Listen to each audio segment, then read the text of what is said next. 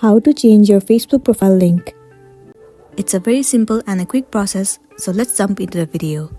First thing first, head over to your application Facebook. Enter your login credential as in your email address and the password, and make sure that you are logged into a specific account. Once you have been logged in, it will land you on this homepage.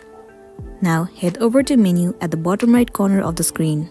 Once you are in here, click on this gear icon at the top right corner. And then click on See More in Account Center.